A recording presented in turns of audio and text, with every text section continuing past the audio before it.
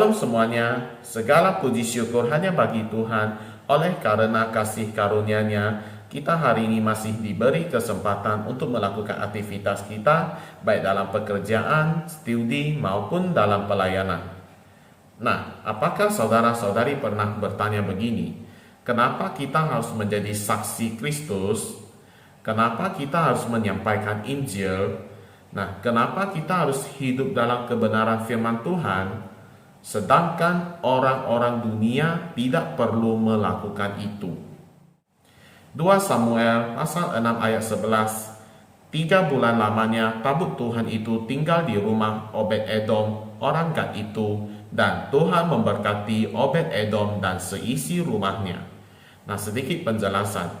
Ketika Daud memindahkan tabut Allah dari rumah Abinadab ke Yerusalem, Allah membunuh Uza, seorang anak dari Abinadab yang sedang mengantarkan kereta itu, karena Uza mengulurkan tangannya dan memegang tabut Allah ketika lembu-lembu yang menarik kereta itu tergelincir.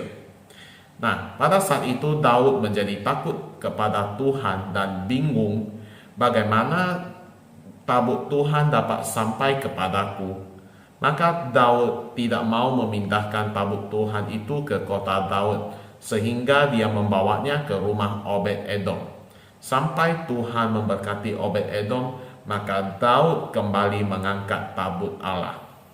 Saya percaya ayat 11 tadi berbicara bahwa kehadiran Tuhan di rumah Obed-Edom, sehingga Obed-Edom beserta seisi rumahnya diberkati. Selain itu, seperti yang kita ketahui bahwa di dalam tabut Allah itu berisi loh hukum yang diberikan Allah kepada Musa di Gunung Sinai. Nah, di dalam bahasa Inggris, loh hukum itu diterjemahkan sebagai testimoni, yang artinya adalah kesaksian.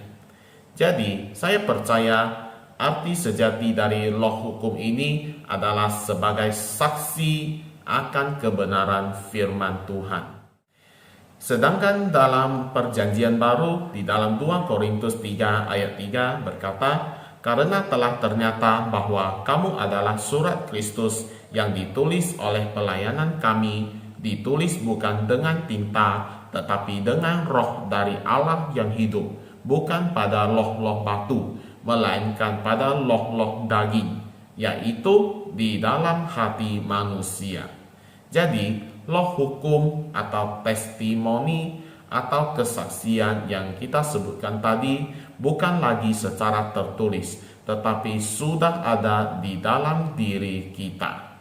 Dengan kata lain, kita adalah saksi hidup tentang kebenaran firman Tuhan. Oleh karena itu, saya percaya ketika kita hidup dalam kebenaran firman Tuhan, tidak kompromi terhadap dosa, maka kita sedang menghadirkan Allah, dan Tuhan akan memberkati kita seperti memberkati Obed-Edom. Selain itu, seperti yang ditulis tadi bahwa kita adalah surat Kristus yang bukan lagi tertulis pada loh-loh batu, tetapi di dalam hati manusia, oleh karena roh Allah yang hidup tinggal di dalam diri kita.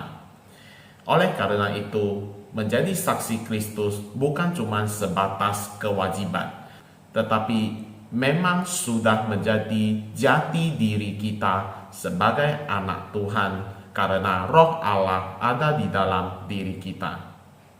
Mari jangan jemu-jemu untuk bersaksi bagi Kristus. Senantiasa ceritakanlah kebaikan Tuhan di dalam hidup kita, dan kabarkanlah keselamatan daripadanya dari hari ke hari. Tuhan Yesus memberkati.